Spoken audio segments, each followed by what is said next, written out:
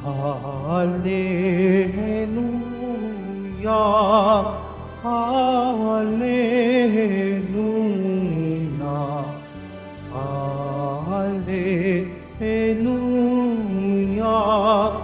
Hallelujah, Hallelujah.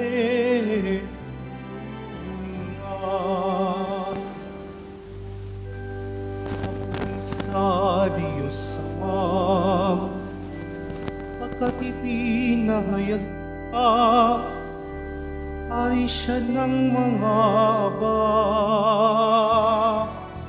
Hallelujah, Hallelujah, Hallelujah, Hallelujah.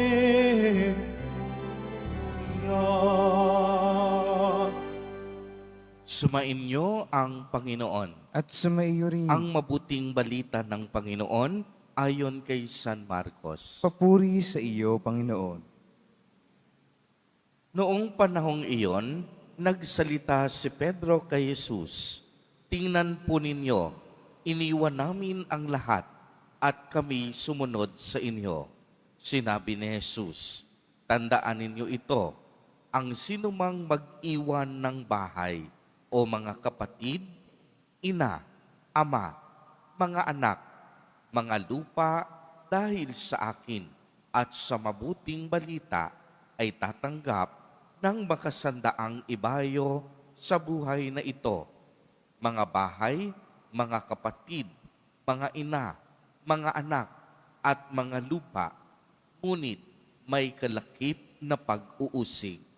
At sa kabilang buhay ay magkakaroon ng buhay na walang hanggan. Ngunit maraming nauuna na magiging huli at maraming nahuhuli na magiging una. Ang mabuting balita ng Panginoon. Pinupuri ka namin, Panginoong Hesukristo. Magsiupo muna ang lahat. Magandang umaga po sa inyong lahat, mga kapatid kay Kristo.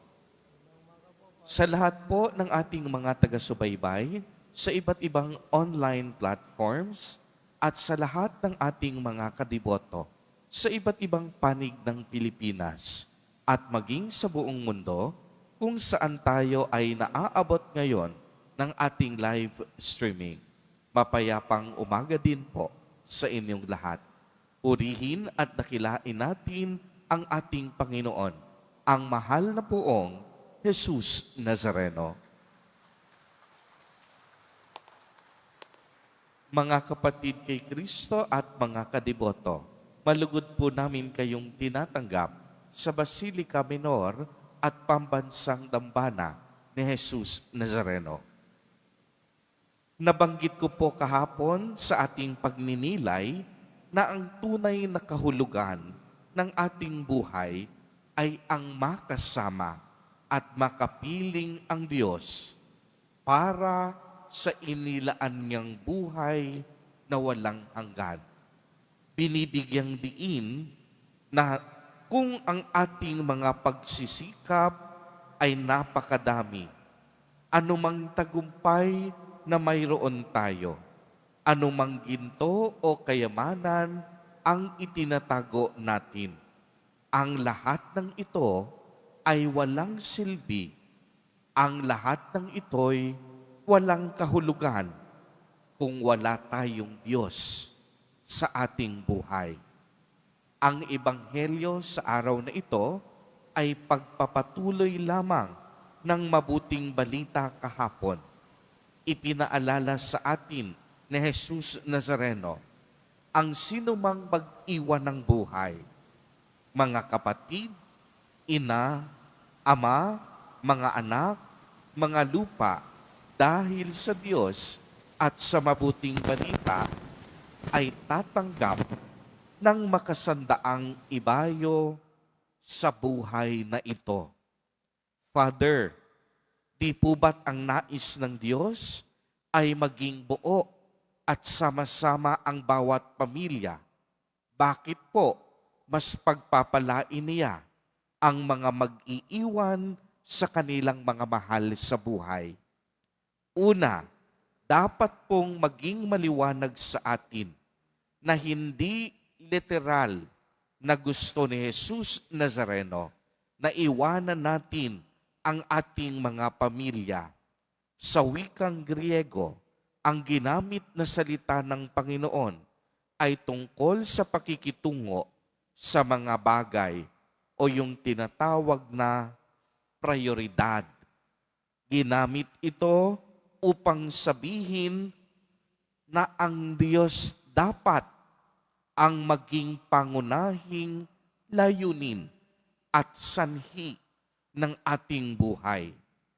Nangunguna dapat sa listahan natin ang ating Panginoon na siyang dapat nating mamahalin at paglilingkuran sa abot ng ating makakaya.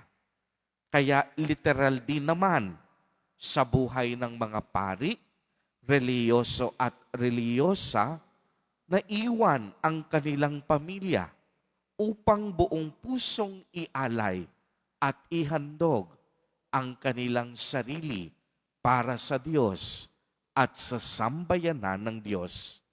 Kaya nga po napakaganda ng sinabi sa atin sa unang pagbasa sa aklat ni Sirach. Kinalulugdan ng Panginoon ang handog ng mga taong matutuwid.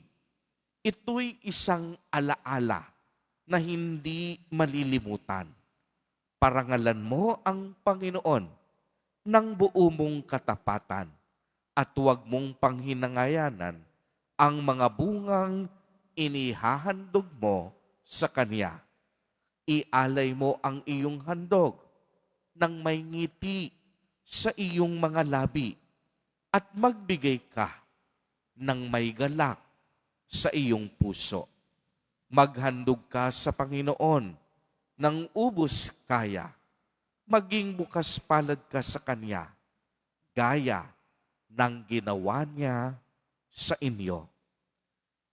Kaya nga, ihandog natin ang ating oras, panahon at sarili sa ubasan ng Panginoon. Dahil kung tayo ay nakatutok at nakasentro sa Diyos, tiyak yun, hindi niya tayo pababayaan. Kaya nga idinagdag pa sa aklat ni Sirach, ang Panginoon ay masaganang gumaganti. Gagantihan kaniya ng 7 ibayo. Ibig sabihin nito na ang Diyos hindi nauubusan sa pagbubuhos ng mga grasya at pagpapala sa mga taong pinipili at pinaninindigan siya. Amen.